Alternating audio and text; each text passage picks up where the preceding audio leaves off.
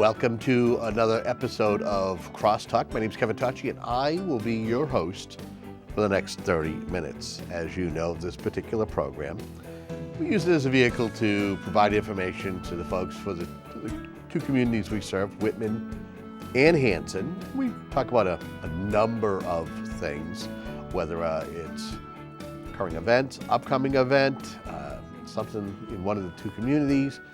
It could be town election. It could be an issue at town meeting. So happens that my guest today, he's a candidate for re-election on the Whitman-Hanson Regional School Committee. We have Mr. Dan Cullity. Sir? Thanks, Kevin. Welcome. I want to say welcome back, right? No, been behind the scenes on a few things, but Okay. not on CrossTalk. Okay. Yeah, but no, I thought you were on, did you not come on last year, a couple of years ago when you were running? No, because I did a sticker campaign term.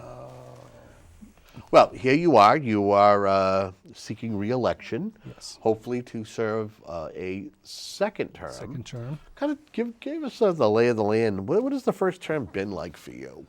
Well, being in the town meetings over 17 years, sat up there, never understanding, one of those people that are, the quarterback, armchair quarterback types, not understanding. And 3 years ago there was an opening, and when there were a little bit of battles going on the old floor there about the school budget and where the money is, where's this, nobody understands it. I decided I'm going to go run for the sticker campaign, get on the school committee, find out all about that, find out how the books work, because, it's one line item on the Article 2. Right. And that's because it's a different entity. And people always ask, can you break it down? No, you can't. It's all managed by the school. And, was successful of getting in. And I'd have to say it took a good 18 months to get to know. To get acclimated. Acclimated in all the rules, the laws, the way the books are kept, which is good now because they have a new system out there called Munis. The old system was kind of very hectic to go through and understand. Munis pulls everything in, makes it much more legible, easier to find things, understand. I mean, people in the past, I can understand why it was hard to find things in that budget, but it's very, very well kept. And in the last few years, it's been more focused like, why are we losing so much revenue in the school system? And then, to find out, well, we used to get that 70-something% in Chapter 70 funding, and back in 2007, the state said, we're taking that away from you. You get way too much. Nobody else gets this. Dropped us down to 54. One thing the towns forgot to do was backfill that level. So over the years, we were cutting, and unfortunately, they started cutting classes out, which is totally wrong. It's like, we should have been focusing back then. It's too late now, focusing back then to get there. And that's where we kind of are now at the school stage, where what I call not paying our fair share is what the state's saying. I think they use a different term, but it's basically we don't pay enough of the budget from the towns of Whitman and Hanson together to get the money from the state in Chapter 70 funding like we're supposed to. So you're being penalized until we come up. If they do this override we're looking for the $3 million, that gets us up to that level where we're now paying our fair share. That will help us out a little bit better, but we still have to work with town, both the selectmen, financial, FinCom there, and you got to work together to see what we can do moving forward anyways, to make sure we don't keep losing positions up at the school, because, basically the school's a company. We're all elected officials. You got to look at us as like the board members. The superintendent's the CEO that runs the school system, and the taxpayers of the state, stockholders.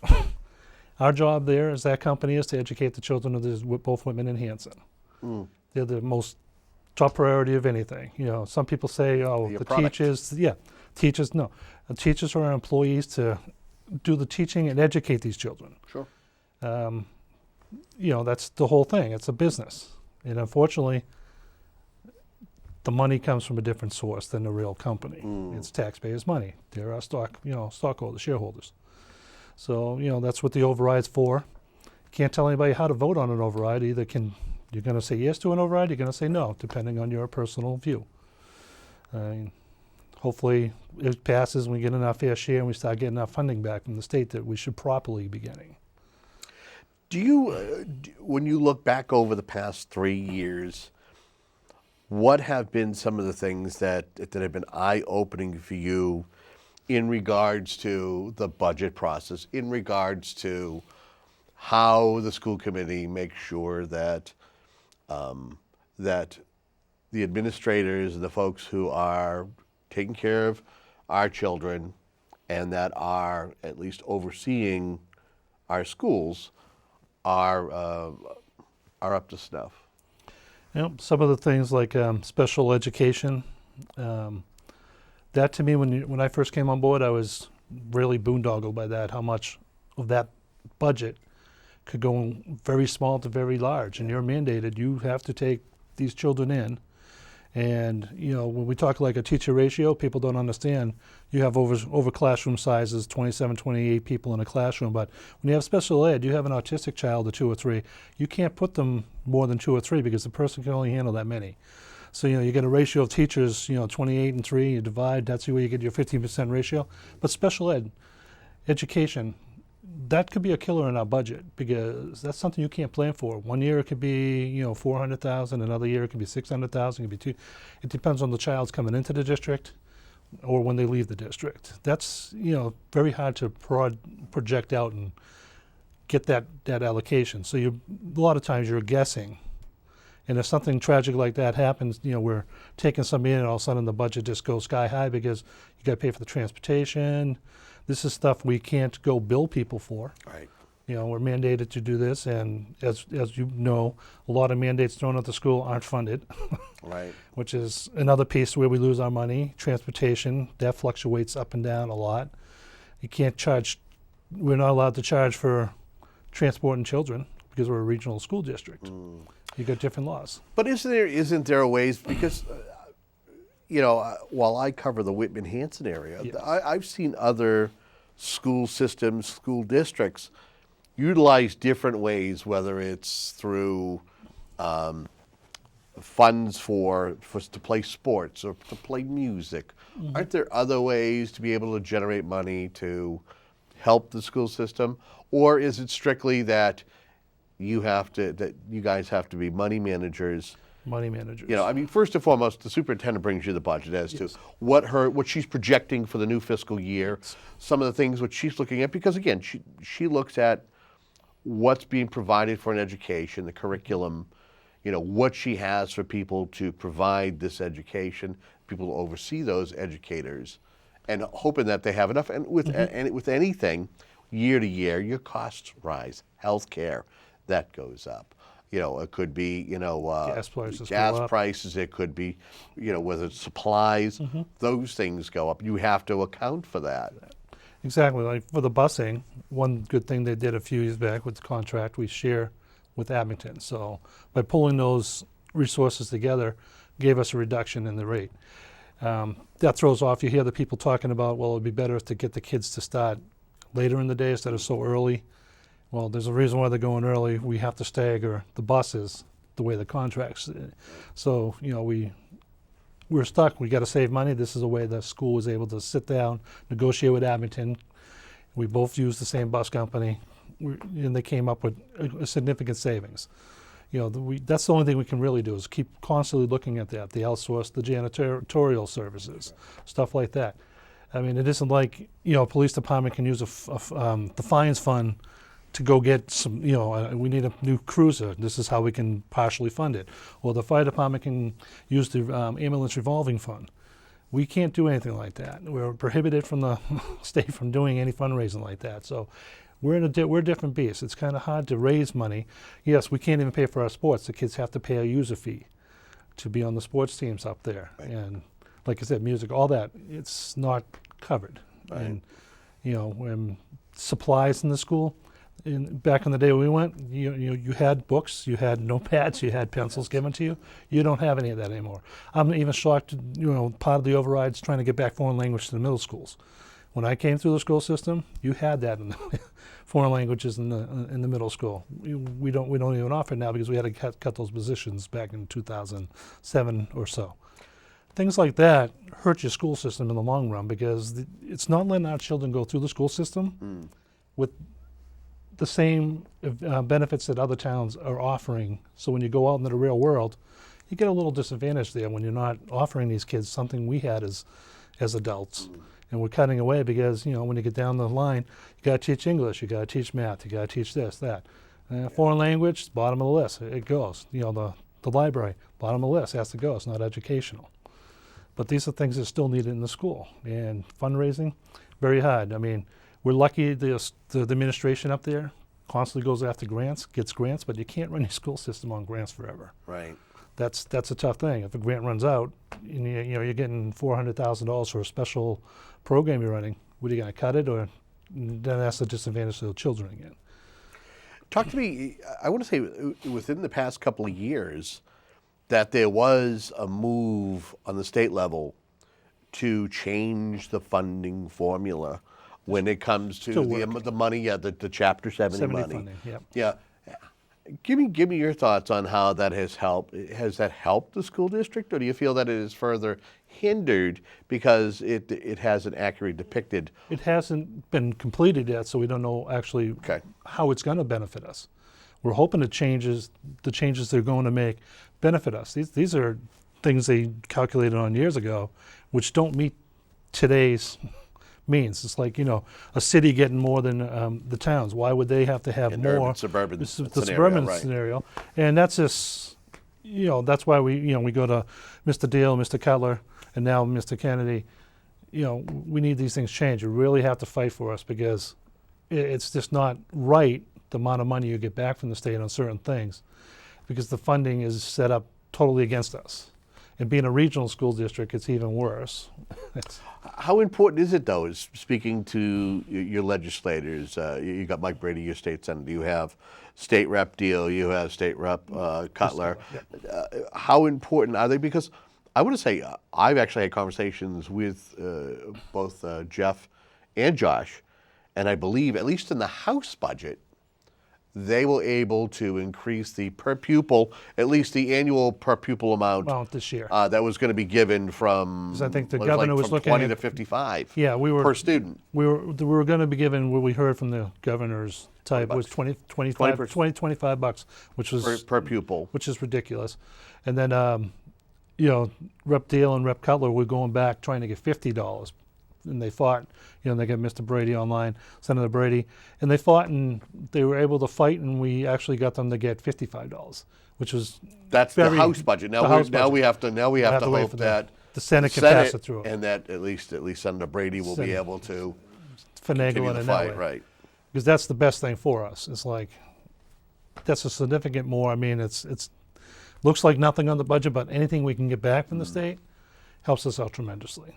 And where we don't get funded for transportation, the circuit breaker all the way, you're mandated to do these things, but they're not going to fund them. It's like putting the burden on the taxpayers. Do you think the taxpayers understand as far as what's going on? Because I know that there have been times over the past 2 years that you have had citizens who have come into the school committee, meetings, and have questions in regards to what's going on as far as taking care of educating our kids. Do you have enough teachers?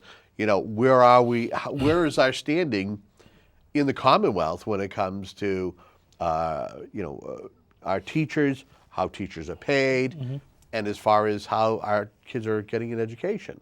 I mean, what's that like having residents? Do you think that they understand? Residents understand what's going on in regards to what you get for money and equating that to how you're able to provide that? I would say a majority of them know a little bit more than the rest would. Okay. But it's very hard to explain. Like I said, it took me a while to figure out how all this ties together and how you actually educate our children. It just isn't, we're a $49 million budget and we're doing this. There's a lot behind that goes into it, because you have, like you said, you got teachers with salaries and benefits like that, the health care, going into retirement and stuff. You have to take care of that. You have to figure that into the cost, OPEB. And now we have to start looking into try to fund that unfunded liability we have. The town just started doing, we're looking into after the override goes through, figure out, what we do for that. That's all in there. And usually when I first came on, the audience was Tracy Seeley. It's like, and once in a while, 1 or 2 people. It wasn't until this last 8 months, a year, that the residents have actually come out because, they want to have their input. Which was nice to finally see people actually coming up, because you have these meetings and then you go to town meeting and people complain about things. It's like, well, nobody shows up. So, it's like when they had all the meetings for a school in Hanson and nobody showed up. And then when they brought it to the people, there was an uproar. It's like you had a year or 2 to go to those meetings, have your voice your input. If you don't show up, they have to go with what they got. It's nice to see the people finally come out, and like you're saying, now they're asking the questions. Why, the librarians went away. Why is that? The professional development for teachers. Why we only like at $50 where everybody else is like $200 on an average to the teachers. New stuff always coming out. I mean, it happens in education. It happens in my business. You have to go back and get re-educated to get up to your standards, so the children are being taught correctly. Right. And those are sometimes, unfortunately, the low food chains. Shouldn't happen that way. We should be able to fight for those things, keep them up to a standard, so that the kids are being educated right. We have the right teachers in place. Teachers aren't going to leave because, they can go down the street to a better paying position. It is a competitive world out there, yep. Market around here. And negotiation committee, I found that out in the negotiation when you look up everything around you, who's getting what, how much it's worth, and then you start dealing with folks, and it's like eye-opening. Very eye-opening, and I think that's something people don't understand. I mean, I didn't understand it. Like I said, when you sit in the audience, you don't know. I'm one of the ones that never showed up at the school committee meetings, except for occasional once in a while you show up because, we're building a new high school. What's that? Let's go find out what that's about, and etc. But it's up there. That's how it runs. The Board of Selectmen, they run their meetings. They do the town business there. Schools, it's the school committee, and that's a different entity from the individual towns. People have input. They should be showing up at those school committee meetings. It's not like we're closing the doors and not telling people what to do. It sounds like you welcome that. You're welcoming that input. And you have questions, go to the website, look up you have 6 representatives from Whitman, 4 from Hanson. Mm. Their email addresses are right up on there. You can send them an email. You can give them a call. That's what we're there for. Sure. Talk to me about experience, because you are technically now an experienced school committee member. How will your experience in the next 3 years best serve this district? Well, hopefully, by going to all these meetings I've been over the last 3 years, and I have a much better understanding of the budget. We go to the state area from the Massachusetts Association of School Committee members, getting updates on that. I go to the annual conference. You find out a lot of things about like the legislation, like the Chapter 70. We go down there. We fight for that there too, and let them know, because some of the folks there will sit there saying one thing, and we're like, no. You have this audience in there sometimes saying, no, that's not the way we want to see it. We want to see, a better change. We want better funding. We want this. Where the committee was going to go bring them something else. And it's like, it's good to show up for those things, get the vocalization out to those things. And then they do bring it up to the State House. I mean, they have those Day on the Hill meetings, right, where people just go in and meet your reps and strong arm them into saying, we really need better funding in all the educational aspects. I'm also on the committee there where we do the building long-term fixing the school, what's up next, like, high school athletic field has to be returfed soon. Facilities, and the, we're helping out with the Hanson school when they have their meetings. They come to us. Anything we can do for that, we'll try to help them out, back them for that, because, there are a couple of issues with the roofs over there. We have issues with the Whitman Middle School roof. It's not as bad as the other towns. Frank Lyman, he's been on top of that situation in the town. When we're ready to, the ducks are lined up, we'll handle it then. Yeah. We don't want the schools to fall into disarray, because all that does is add more of a budget strain on the towns. And, that's one thing we've been fighting for since I've been on there, is try to help it out, stop putting things down the road. Putting things down the road hurts us. It just keeps the money. Pushing it off to tomorrow. You're still bleeding, and if you don't stop the bleeding and get the corrections in now, we're just wasting money. And that's one thing, that's why I want to run again. I feel we haven't finished enough up there to stabilize the school, get it running better, more efficiently. I mean, there's only so much you can cut out of those budgets. And I do believe the administration staff has been doing a great job.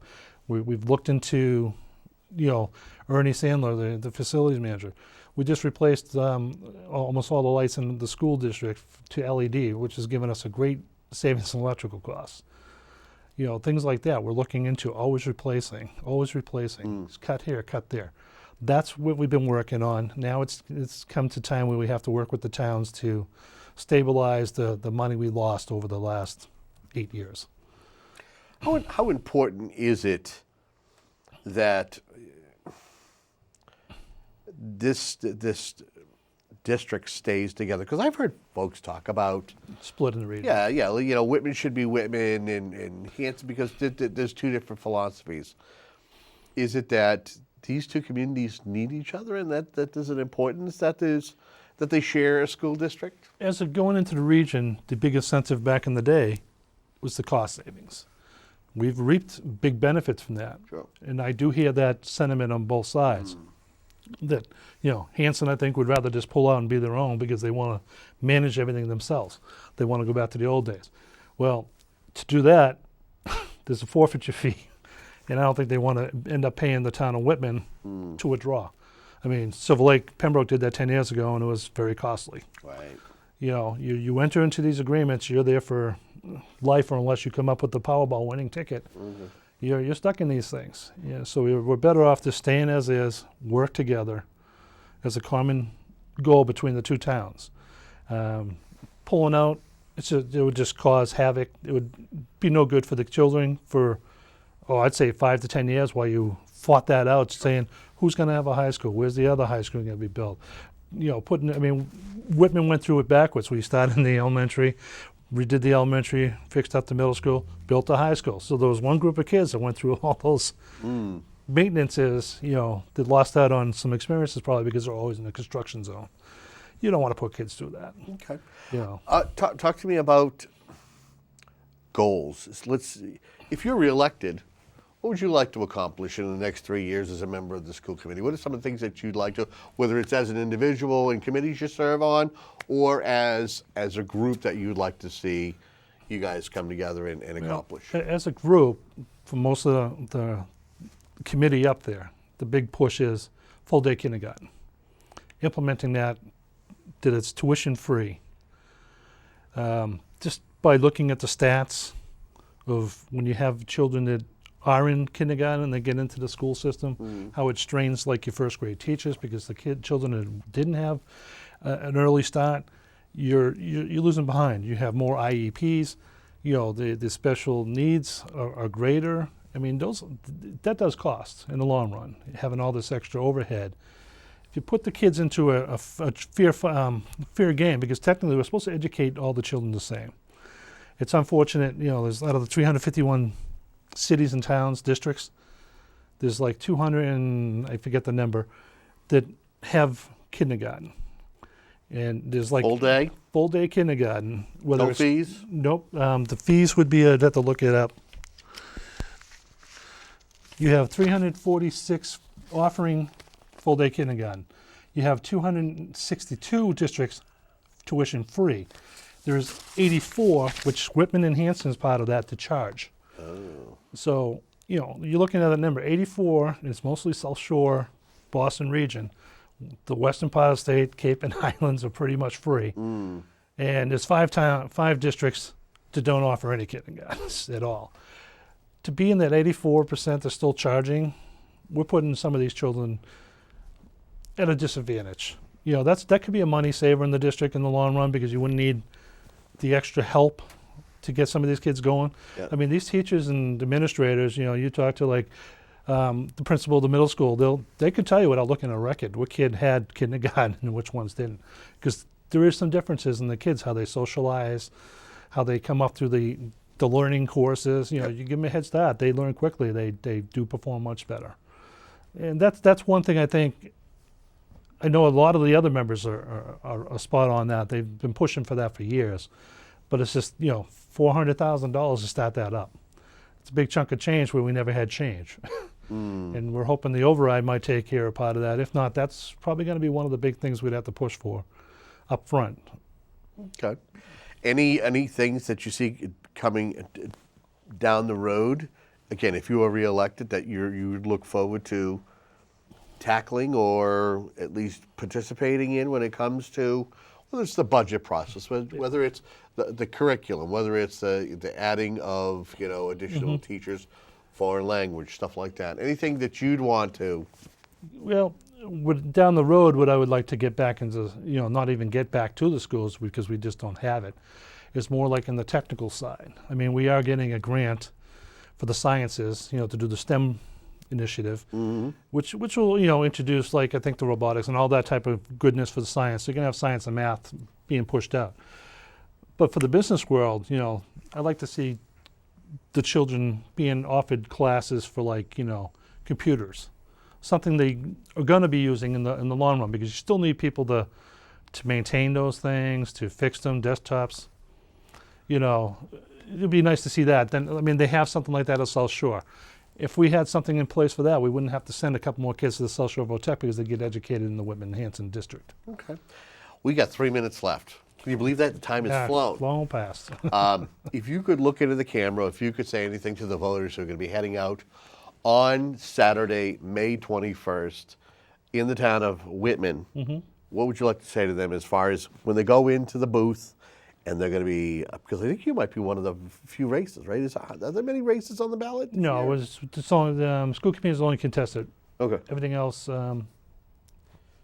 it's the same, status quo. Okay, so other than your race and the ballot question, what would you like to say to the folks at home in regards to considering you and giving you another term as school committee member? Well, I hope and respectfully ask for anybody out there that would vote for me. I would really like to go back, finish up some of the work I've been doing up there for the last few years, be on negotiations. That was an eye-opening thing. I'd like to continue that in the next session. Also, we have a few, like you said, projects we want to get going. I really want to see those get started up. So I am asking for your vote to seek another term. Hopefully that term we can get a lot of this done. Well, I hope it goes well for you. I know that you're one of 3 names that are vying for 2 seats. 2 seats, and hopefully folks will head out and turn out. That's the big thing, the big turnout. That's the big thing. Are you hoping for a big turnout? Does a big turnout help you? Big turnout could help. You never know. It's the turnouts recently have always been like 8-9%. It's very, very, very low. It's kind of the override. I think that will get a little bit more momentum going. So okay. Well, I want to thank you so much for coming in. Thank you very much, Kevin. And definitely wish you the best of luck, and hopefully it goes well on Saturday, May 21st, which town of Whitman, if you've never voted before, it's at the town hall from 9 a.m. to 5 p.m. And I believe that we'll have a camera there. At least we're planning to have a camera there to go live, so you'll know what has happened. It's up to you to get out there and make a difference, whether it's to pick the candidates or whether it's to vote one way or the other for the override question, the $3 million override question. Your vote matters. It counts. So if you do, you have a chance, whether you're in Whitman or in Hanson, because I know we got some race, like tree ward race in Hanson. So get out there and vote. And until next time, have a great day.